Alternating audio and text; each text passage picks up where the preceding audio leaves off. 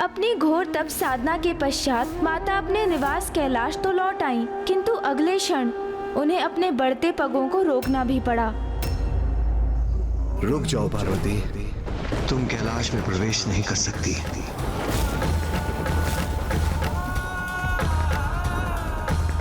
क्या हुआ? आपने मुझे क्यों रोक दिया स्वामी?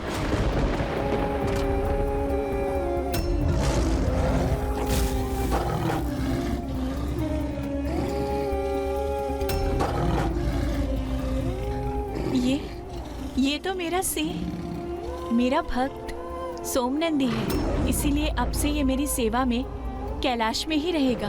किंतु यह असंभव है पार्वती।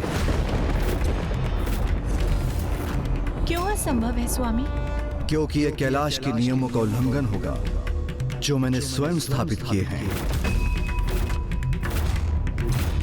कैसा नियम स्वामी? क्योंकि मात्र मेरे गणों को ही कैलाश में निवास करने का अधिकार है, किसी अन्य जीव को नहीं। किंतु ऐसा नियम क्यों स्थापित किया आपने? उसका क्या औचित्य है? हिंसक प्रवृत्ति है इस सिंह की। पूर्व काल में इसने ऋषि मुनियों के साथ गौ माता को आखेट कर उनके संहार करने का पाप किया है। किंतु ये पाप तो इसने मेरी शरण में आने के पूर्व किए थे स्वामी, और अब तो ये सुधर चुका है। अपनी हिंसक प्रवृत्ति का परित्याग कर इसने मेरे तप की अवधि में मेरी निगरानी कर मेरी सेवा की है इसने। मेरे तप में कोई विघ्न नहीं उत्पन्न होने दिया इसने। इसके अंतर में मेरे प्रति भक्ति जागृत होने से ही इतना बड़ा परिवर्तन आया है इसमें। इसने भक्ति पथ पर चलना आरंभ कर अपनी पाप की यात्रा का अंत कर दिया है। स्वामी, सोमनंदी मेरा कृपा पात्र है, और जिस पे मेरी कृपा दृष्टि होती है वो अपने समस्त दुखों, पापों और कष्टों से मुक्त हो जाता है। आपके गण आपके कृपा पात्र हैं, इसीलिए उन्हें कैलाश में निवास करने का अधिकार है। किंतु ये मेरा भक्त है, और मेरा भक्त होने के कारण इसकी गणना भी आपके गणों में होनी चाहिए, और इसे भी कैलाश में रहने का अधिकार मिलना चाहिए स्वामी।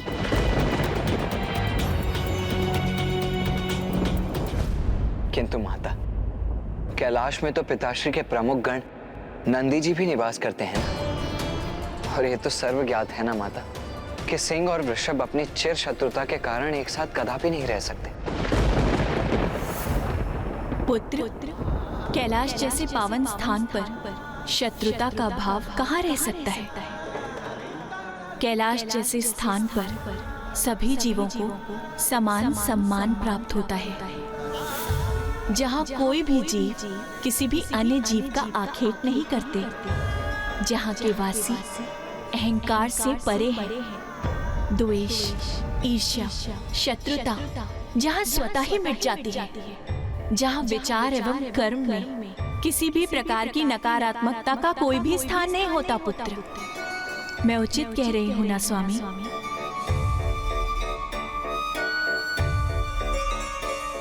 ये कैलाश ही है जहाँ महादेव के सर्प, पुत्र गणेश के मूषक, पुत्र कार्तिकेय का मयूर प्राकृतिक स्वभाव से शत्रु होते हुए अपनी शत्रुता के भाव से रिक्त होकर शांति और सौहार्द से एक साथ विचरण करते हैं, उसी प्रकार नंदी और सोमनंदी भी एक साथ यहाँ निवास करेंगे। आपने सर्वथा सत्य कहा प्रिय। जहाँ शत्रु पैर फूल कर मित्रता अपना ले, वही तो कैलाश है। मैं आपके सिंह सोमनंदी को अपने गणों में स्थान देकर अपने कैलाश में निवास करने की अनुमति प्रदान करता हूँ।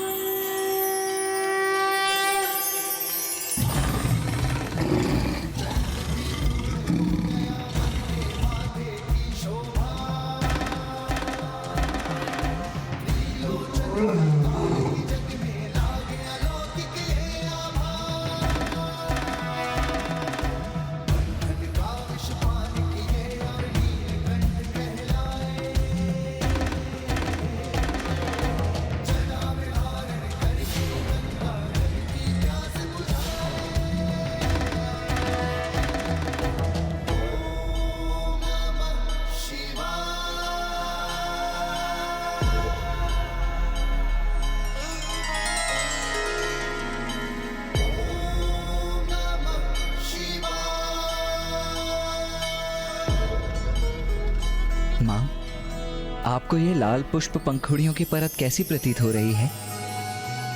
मैंने स्वयं आपके स्वागत में इन्हें बिछाया है। ये तो अति सुंदर है पुत्र। और माँ, ये रंगोली मैंने बनाई है, कैसी है? ये भी अति सुंदर है। नाथ, मेरे दोनों पुत्रों ने इतने उत्साह से मेरे स्वागत की व्यवस्था की है, किंतु आपने मेरे स्वागत के लिए क्या किया है नाथ? पार्वती, पुष्प तो नहीं, किंतु मेरे नेत्र, मेरे प्राण, मेरी प्रत्येक श्वास सभी आपकी प्रतीक्षा में कब से बिछे हैं।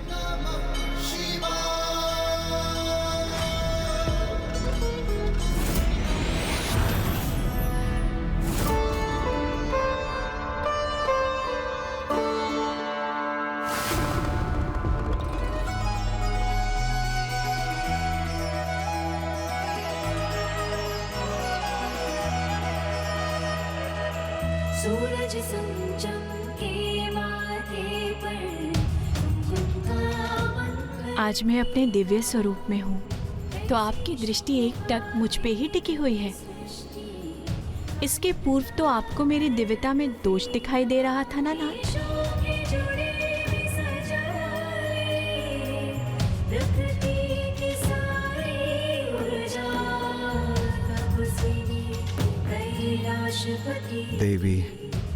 देवी महागौरी प्रिय, आपके तो सभी स्वरूप दिव्यता से परिपूर्ण हैं। उनमें कोई दोष कहाँ? और मुझे आपके प्रत्येक रूप से अपार स्नेह है। मैं आपकी निंदा करने की तो कल्पना भी नहीं कर सकता, किंतु आपको अपना वास्तविक परिचय स्मरण हो, आपका ये दिव्य स्वरूप सृष्टि के हित में संसार के समक्ष उजागर हो। आपका ये दिव्य रूप अपनी दिव्यता से सृष्टि का उद्धार करे, ये लीला तो इसलिए हुई है। स्वामी ये किस लीला का उल्लेख कर रहे हैं? अर्थात मेरे इस रूप को धारण करने का कोई और उद्देश्य भी है?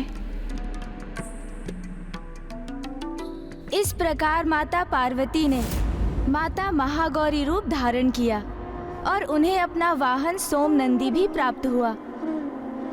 माता का महागौरी स्वरूप स्त्री के जीवन में उसके द्वारा उसके दिव्य अर्थात वास्तविक स्वरूप, उसका सहज स्वतंत्र स्वभाव, उसके आंतरिक गुण और क्षमताओं को उजागर करने का प्रतीक है।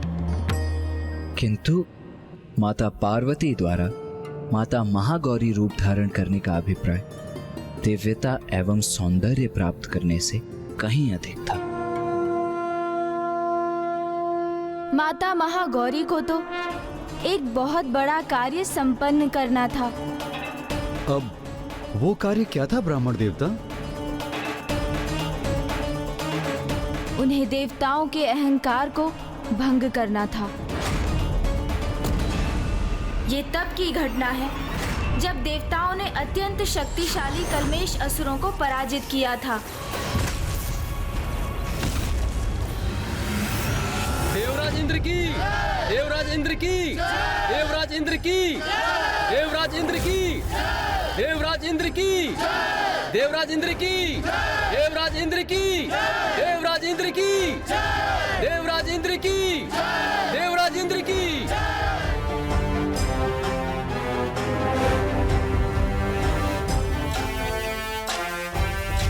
देवगण, एक बार पुनः हमने मेरे देवराज इंद्र के कुशल नेतृत्व में दुष्ट कल्मेश असुरों को धूल धूसरित कर दिया। देव मंत्री, बताइए क्या समाचार है? देवराज, असुर तो अब पाताल में ही छिपे रहने पर विवश हैं और पृथ्वी पर भी यज्ञ आदि सुचारू रूप से गतिशील हैं, जिसके कारण हम सभी देवताओं को बिना किसी बाधा के हमारा भविष्य प्राप्त हो रहा है। और मेरा विचार है देवराज, अब असुर पुनः कभी भी स्वर्ग पर आक्रमण करने का दुस्साहस भी नहीं कर सकेंगे। और यदि उन्होंने ऐसा प्रयास किया भी तो हम उन्हें रौंद कर रख देंगे। अब असुर अपने तक ही सीमित हैं। तो फिर जब वो हमारे प्रति कोई दोषपूर्ण व्यवहार नहीं कर रहे हैं, तो अब देवताओं के मन में उनके प्रति इतनी हिंसा क्यों है? देवगुरु, असुरों के स्वभाव से आप भी अनभिज्ञ नहीं हैं। मुझे ज्ञात है कि वो शांत है, किंतु वो कितने समय के लिए ऐसे ही शांत रहेंगे इसका कोई प्रमाण नहीं। यदि हमने उन्हें अब अनदेखा किया तो वो कुछ ही समय में हमें सताने हेतु यहां प्रस्तुत हो जाएंगे। इसलिए उनके प्रति हिंसा का भाव ही सर्वथा उचित है। इससे पूर्व कि वो हमारे लिए कोई संकट उत्पन्न करे, हमें उनका अंत कर देना चाहिए। आखेट, इन असुरों का आखेट करना चाहिए हमें। आखेट, आखेट, आखेट। देवगण, यही उचित समय है। हमें असुरों के लिए आखेट का आयोजन कर एक एक असुर को पाताल से खदेड़ कर उनका अंत कर देना चाहिए। हाँ, ये सर्वथा उचित है देवराज। हम इस आखेट को एक क्रीड़ा बना लेंगे और उस आखेट क्रीड़ा से इन दुष्ट असुरों में भय और आतंक उत्पन्न करेंगे।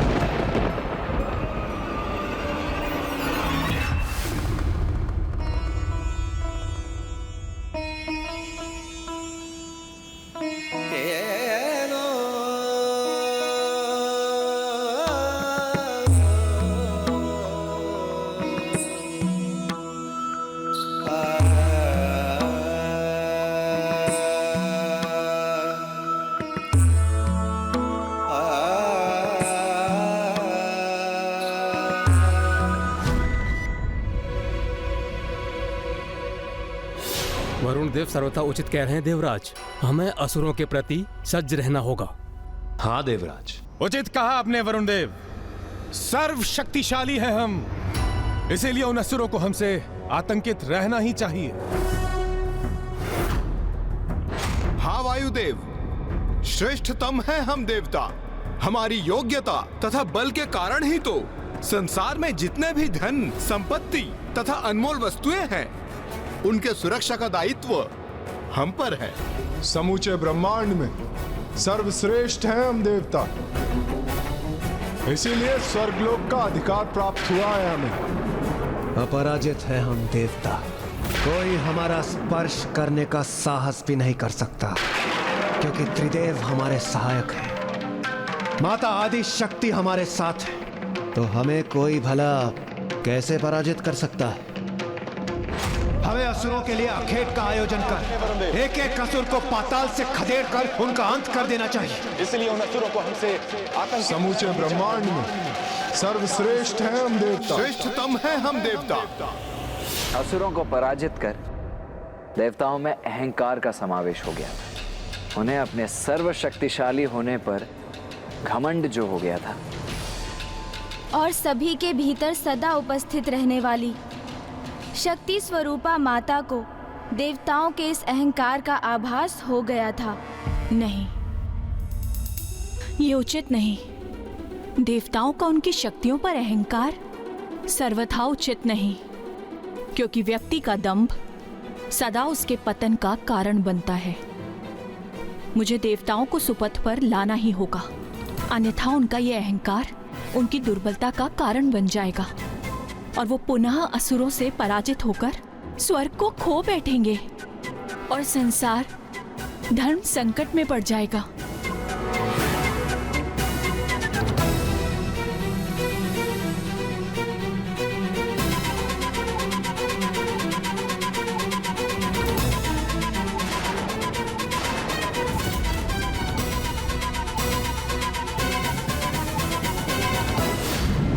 संतान सुपथ से भटक जाए तो उसे सुपथ पर लाना माता का ही कर्तव्य होता है। तो उसी कर्तव्य को निभाने हेतु मुझे देवताओं के अहंकार को भंग करना ही होगा।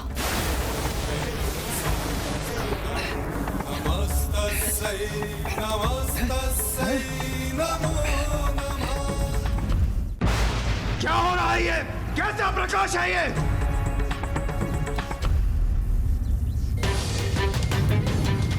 देवराज, ये कोई मायावी असुर शक्ति पुंज प्रतीत हो रहा है। अभी तो हमने इन असुरों को पराजित किया था और अभी उन्होंने इस शक्ति पुंज को बेच दिया हम पर आक्रमण करने हेतु। देखा देवगुरु, कितने कपटी हैं ये असुर। दया के योग्य तो ये कदापि नहीं। इन असुरों को चुन चुन कर उन्हें भस्म करना होगा, हमें सर्वनाश करना होगा इनका। इंद्रदेव, इससे पूर्व कि यह हमारे लिए संकट बने, हमें जांच कर ज्ञात करना चाहिए किसकी माया है इस शक्ति पुंज के पीछे। हाँ। वायुदेव, आप इस शक्ति पुंज के निकट जाइए, जाकर देखिए इसके विषय में और क्या ज्ञात कर सकते हैं आप। उचित है देवराज।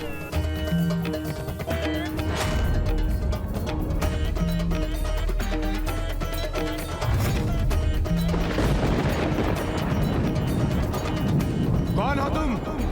किसकी शक्ति हो तुम?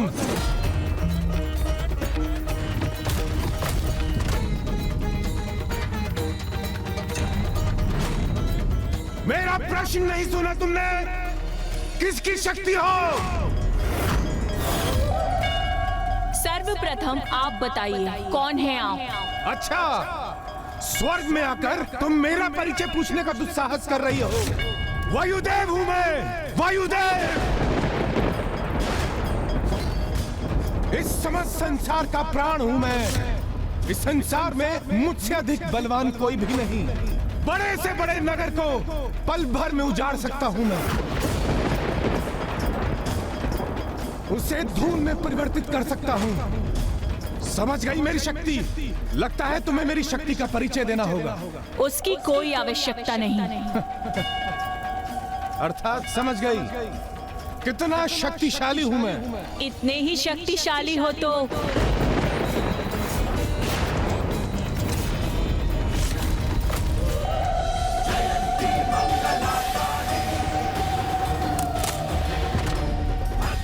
इस तिनके को इसके स्थान से उड़ाकर दिखाओ। मुझसे परिहास कर रही हो तुम? नहीं, ये परिहास नहीं, अपनी शक्ति प्रमाणित करो। मेरा परिचय सुना ना तुमने? ज्ञात है ना कौन हूं मैं? ये तुच्छ तिनका मेरे समक्ष कुछ भी नहीं। प्रतीत होता है बस बातों के धनी हो तुम। इतनी बड़ी बड़ी बातें जो कर रहे हो और एक तिनके को उसके स्थान से हिला नहीं सकते। मुझे चुनौती दे रही हो तुम? उचित है, इस तिनके के साथ साथ तुम्हें भी उड़ा कर रख दूंगा मैं।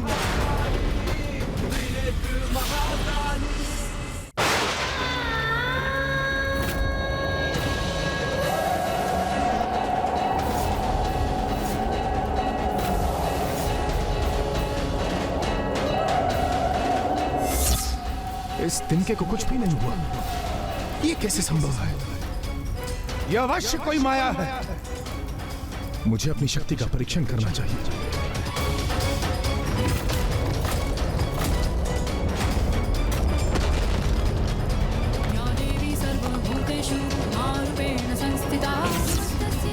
मेरी शक्ति तो अपने स्थान पर स्थिर है, वो तो तनिक भी क्षीण नहीं पड़ी। मैंने उस पर्वत को ध्वंस करने के लिए नहीं कहा था आपसे। मैंने तो बस इस तिनके को हिलाने के लिए कहा था।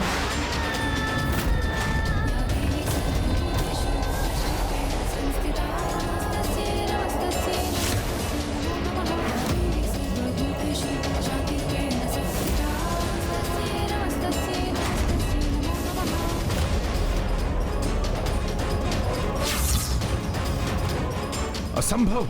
मेरा तीव्रतम प्रहार भी इस तिनके को हिला तक नहीं पाया। जाइए, जाकर कह दीजिए सभी देवताओं से कि स्वर्ग में यदि कोई वास्तव में शक्तिशाली है तो वो मेरे द्वारा स्थित इस तिनके को उसके स्थान से उड़ाकर अपनी शक्ति का परिचय दे।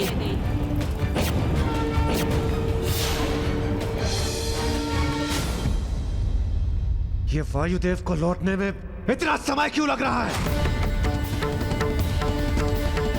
देवराज!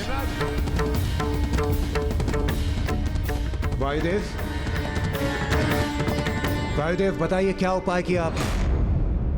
बताइए क्या ज्ञात किया आपने? ये दृष्टि बाधित करने वाला प्रकाश उत्पन्न क्यों हो रहा है? देवराज, वो कोई असाधारण सी शक्ति है।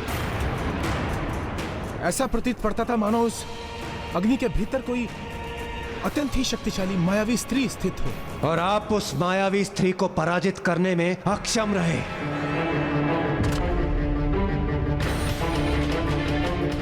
एक स्त्री का इतना दुस्साहस कि वो मेरे स्वर्ग लोक में आकर यहाँ के क्रियाकलापों में बाधा उत्पन्न करे।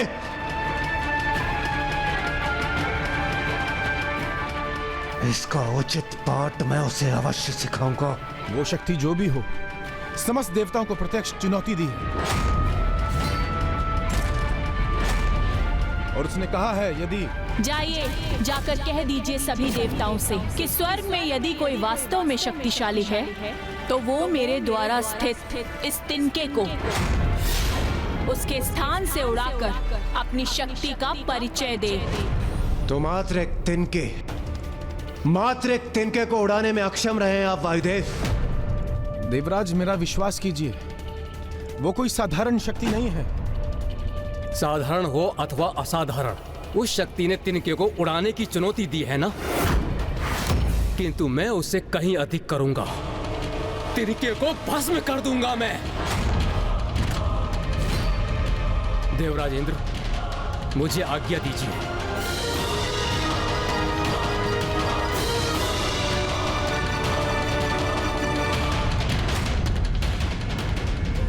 आइए देवगणों, कदाचित यही उचित समय होगा आप सबके भीतर समा चुके बल के अभिमान और दंभ को चूर करने का।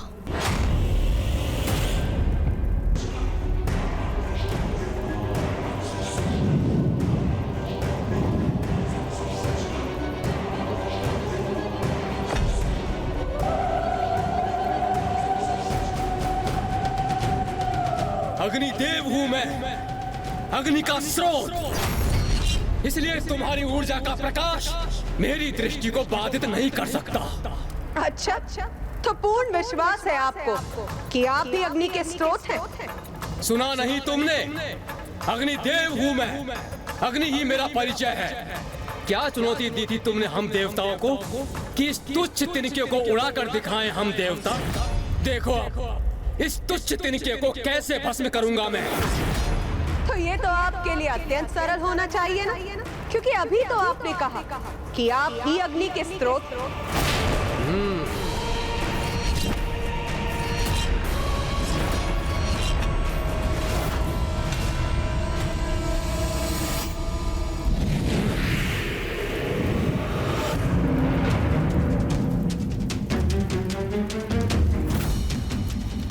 इस तिनके को भस्म करने के उपरांत तुम्हारी अग्नि रूपी ऊर्जा को सोख कर स्वयं के भीतर समाहित करूंगा मैं।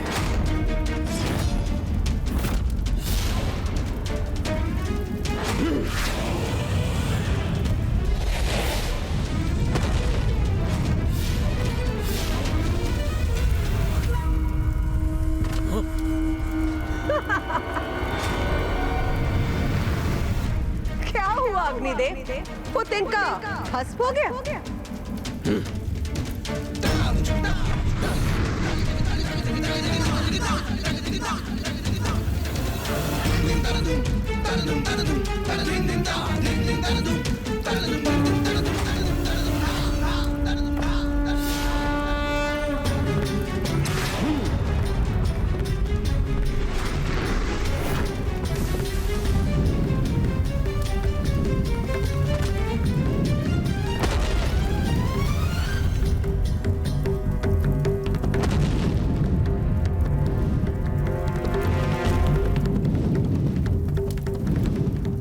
तुम्हारा तिनका इस अग्नि में भस्म होने से कैसे सुरक्षित रह सकता है?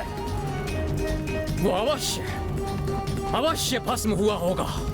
कदाचित वो ज्ञात करने का समय अब आ गया।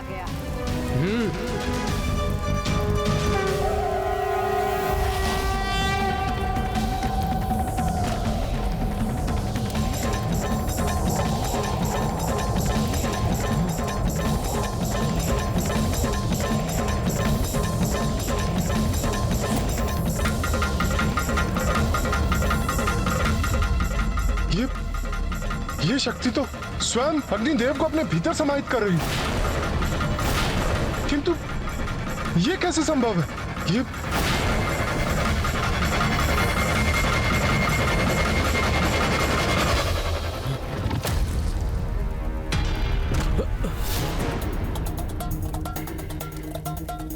बहुत अहंकारी प्रमाणित हुए आप अग्निदेव।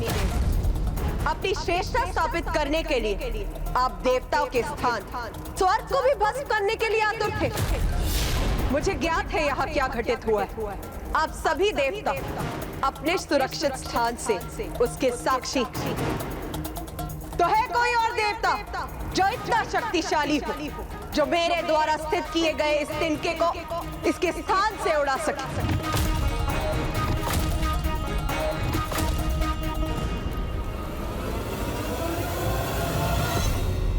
इसका इतना दुस्साहस इस मायावी स्त्री का जो ये हम देवताओं को चुनौती दे रही है, इसका अभी इसी क्षण प्रत्युत्तर देना होगा। देवराज इंद्र माता की दिव्यता स्वीकार करने के स्थान पर उन्हें एक आसुरी शक्ति ही मानते रहे। अहंकार का अंधकार सत्य का परिचय कहां होने देता है भला। देवताओं के अहंकार ने उनकी दृष्टि और बुद्धि दोनों को ही भ्रमित कर दिया था महाराज। वो ये देखने और समझने में असमर्थ थे कि उनके समक्ष कोई मायावी शक्ति नहीं, अपितु स्वयं माता महागौरी अपने तेजोमय रूप में थी। फिर क्या हुआ ब्राह्मण देवता? फिर अपने दंभ और क्रोध का प्रदर्शन करते हुए इंद्रदेव के साथ समस्त देवता माता से संघर्ष करने के लिए तत्पर हो गए।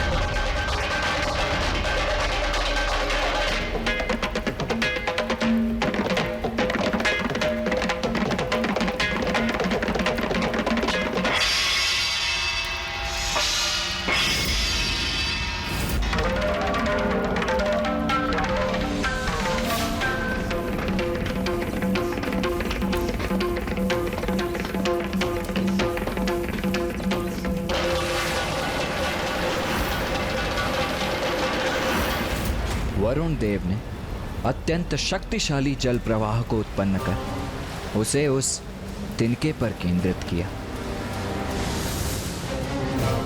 मेरे जल का शक्तिशाली प्रवाह शांत कर देगा इस तेज पुंज के तेज और इस तिनके को भी बहा कर ले जाएगा।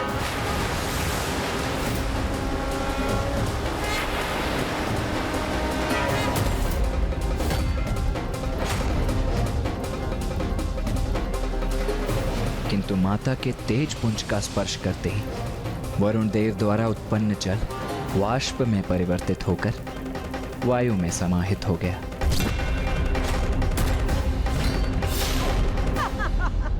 फिर सूर्य देव ने अपनी सूर्य की किरणों की शक्ति से उस तिनके को हटाने का प्रयास किया, किंतु वे विफल हुए।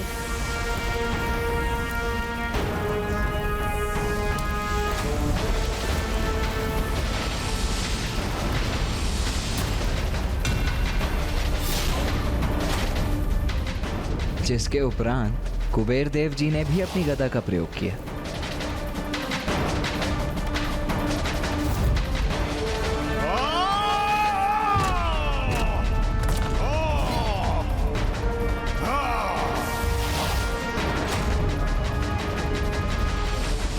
लो, उड़ा दिया तुम्हारा तिनका मैंने अपनी गदा के प्रहार से।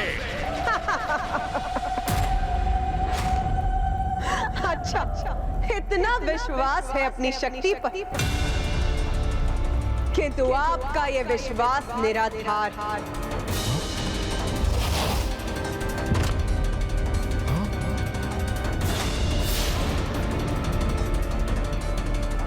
कोई आसुरी शक्ति नहीं, ये अवश्य कोई दिव्य शक्ति है।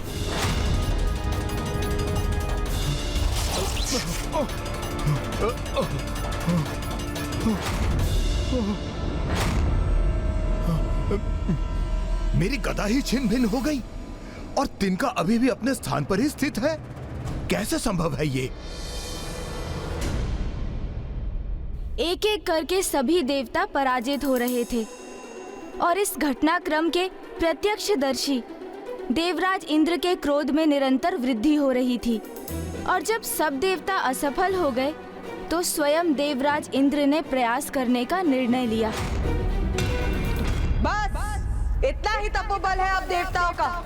आप सभी अपनी संपूर्ण शक्ति का प्रयोग करके भी इस तिनके को इसके स्थान से नहीं उड़ा सके। मायाविनी, मेरी शक्ति के समक्ष तुम्हारा तिनका तो क्या, स्वयं तुम भी नहीं टिक पाओगी।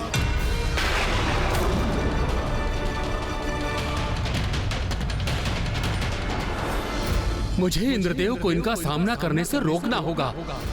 मैं अपने तपोबल से कैसी शक्ति उत्पन्न करूंगा, ये तुम्हें अभी ज्ञात नहीं।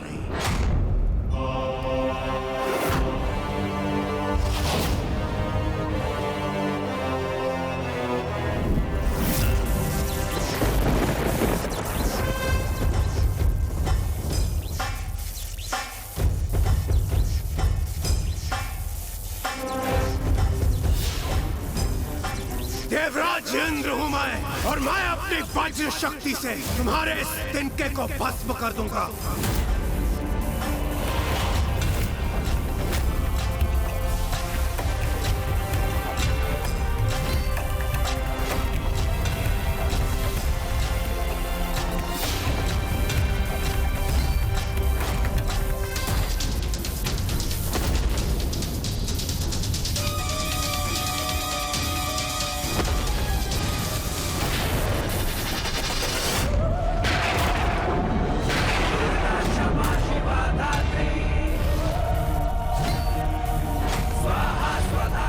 इंद्रदेव, आपकी यह शक्ति इस तिनके को तो नहीं हिला सकी, किंतु ये पलटकर हम पर ही वार कर रही है।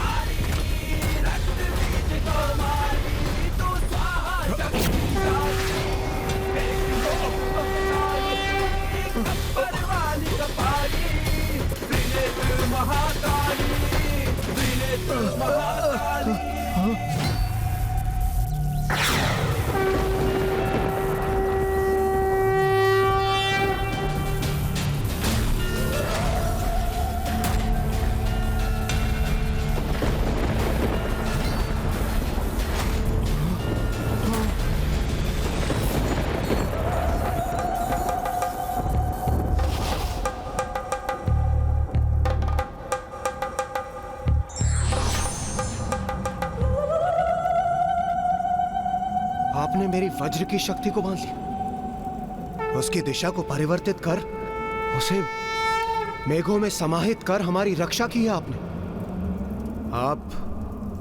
आप कोई शत्रु शक्ति नहीं हो सकती। तो फिर कौन है आप? कृपया अपना परिचय दीजिए। आप सबके भीतर जो शक्ति उपस्थित है वही हूं मैं।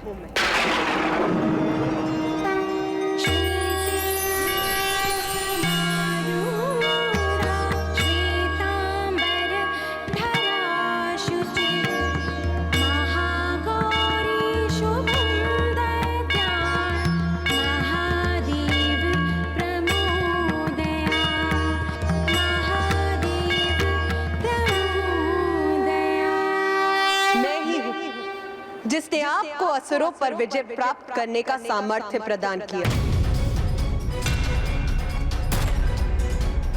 आप सभी अपनी शक्ति के अहंकार में डूब चुके थे, इसीलिए आपको ये स्मरण कराने हेतु कि अहंकार सदा विनाश का कारण बनता है।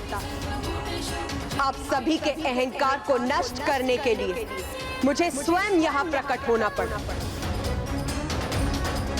और वैसे भी उस शक्ति पे अहंकार करने का क्या औचित्य जो आपकी है ही नहीं, क्योंकि जिस शक्ति पर आपको इतना दम वो तो स्वयं मैं हूं। मैं। माता, हमें क्षमा कर दीजिए, हम अहंकारवश आपको पहचान नहीं पाए।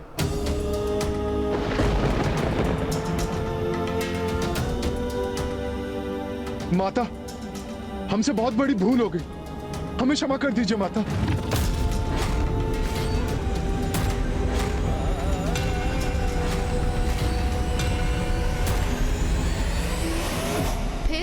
फिर क्या हुआ ब्राह्मण देवता? क्या माता ने देवताओं को क्षमा कर दिया? आपका क्या विचार है? आपके अनुसार क्या हुआ होगा माता? माता तो जगत जननी है, कितनी भी क्रोधित क्यों ना हो, उनका हृदय एक क्षमाशील माता का ही है, इसलिए उन्होंने अवश्य देवताओं को क्षमा कर दिया होगा। आप सर्वथा उचित कहती है माता। यदि उनका भक्त अपनी भूल को स्वीकार कर लेता है तो माता उसे अवश्य क्षमा करती हैं, क्योंकि भूल तो किसी से भी हो सकती है, किंतु आवश्यक तो ये है कि अपनी भूल को समझकर क्षमा याचना कर उस भूल को सुधारने का संकल्प लिया जाए। तो माता, महाराज, देवराज इंद्र एवं समस्त देवताओं ने माता महागौरी का स्तुति गान किया, जिससे माता का क्रोध शांत हुआ और माता ने देवताओं को क्षमा भी किया। आप सभी निष्कपट और निष्ठा भाव से अपनी भूल का प्रायश्चित कर रहे हैं, इसीलिए मैं आप सभी को क्षमा करती। किंतु स्मरण रखिए, देवता हैं आप, जगत कल्याण कर्तव्य है आपका, इसीलिए सदा अपने कर्तव्य के लिए सजग रहिए और दोषपूर्ण आचरण से सदा स्वयं को दूर रखिए।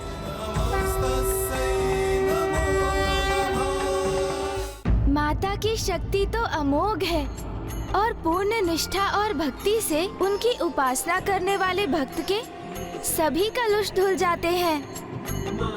पूर्व काल में किए गए पाप मिट जाते हैं और भविष्य में दुख, संताप, पाप, रोग ऐसे भक्त के निकट भी नहीं आते हैं और माता के ऐसे निष्ठावान भक्तों को सकारात्मक शक्तियां भी प्राप्त होती हैं। अब हम माता महागौरी की आरती करेंगे।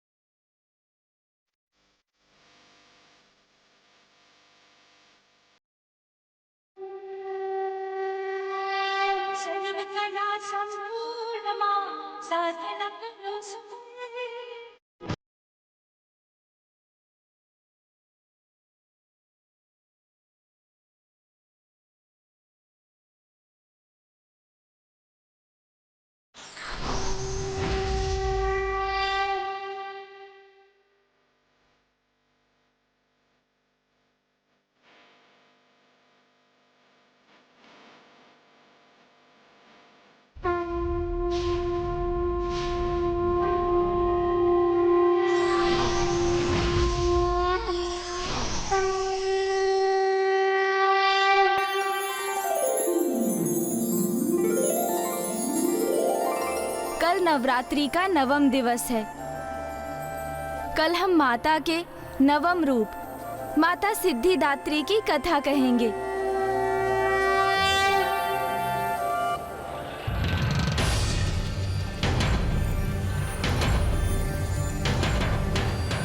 आज नवरात्रि का नवम दिवस है।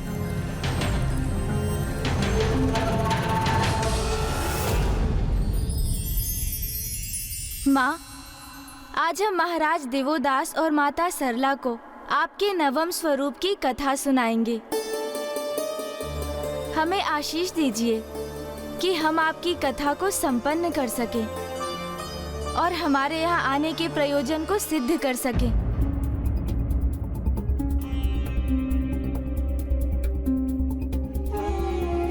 भैया, क्या हुआ?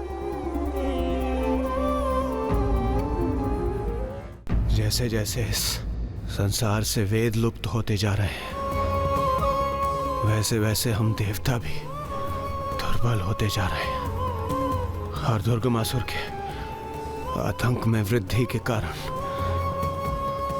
सृष्टि पर संकट की छाया और भी गहराती जा रही है। इस समस्या का समाधान तभी संभव है जब महाराज देवोदास अपनी भूल को समझ लें। और यदि ऐसा नहीं हुआ तो? यदि हमारे समस्त प्रयासों के पश्चात भी महाराज देवोदास अपनी भूल समझने में असमर्थ रहे तो? यदि हम अपने उद्देश्य को पाने में असफल हो गए तो? भक्त की भक्ति कभी असफल नहीं होती देवराज इंद्र। चिंता करने के स्थान पर हमारा कर्तव्य है उचित विधि विधान और पूर्ण निष्ठा के साथ नवरात्रि पूजन को संपन्न करना। भैया, जिस प्रकार हम पूर्ण समर्पण और भक्ति भाव से माँ की पूजा करते आ रहे हैं, उसी प्रकार हमें फल की चिंता त्याग कर संशय के चक्रव्यूह में ना उलझकर कर्म पथ पर स्थित रहना चाहिए, क्योंकि नियति पर तो हमारा कोई नियंत्रण नहीं है भैया। जो होना है वो तो होकर ही रहेगा। इसलिए यदि हम अपने संशय और चिंता पर नियंत्रण रख भक्ति भाव धारण कर, तो माँ अवश्य हमारा पथ प्रदर्शन करेंगी और हमें सफलता प्रदान करेंगी भैया।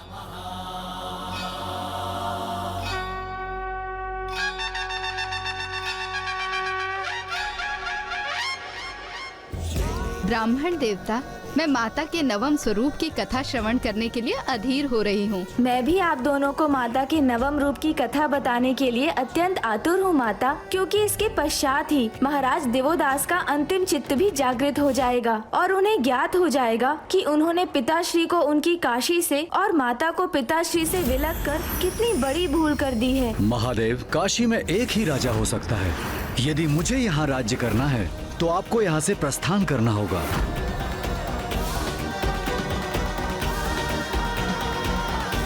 गणेश, माता का नवम स्वरूप अर्थात माता सिद्धिदात्री।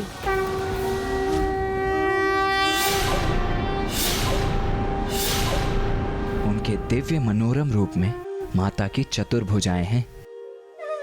उनके दाहिने ओर के निचले हाथ में चक्र और ऊपर के हाथ में गदा धारण करती हैं माता, और उनके बाईं ओर के निचले हाथ में शंख और ऊपर के हाथ में कमल पुष्प स्थित है।